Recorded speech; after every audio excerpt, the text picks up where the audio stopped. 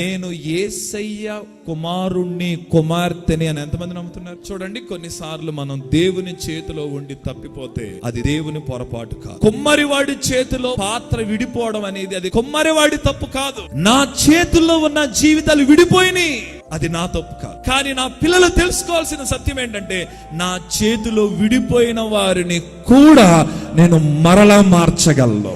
కుమ్మరుడు మట్టికి చేసినట్లుగా నేను నా పిల్లలకి చేస్తాను. నా చేతిలో ఉన్నది పగిలిపోయిన విడిపోయిన అదే మట్టిని నేను మరలా ఏం చేస్తాను, ఒక పాత్రగా మార్చగలను. మనం కొన్నిసార్లు దేవుని చేతిలోనే ఉండి విడిపోతాం, అది దేవుని తప్పు కాదండి.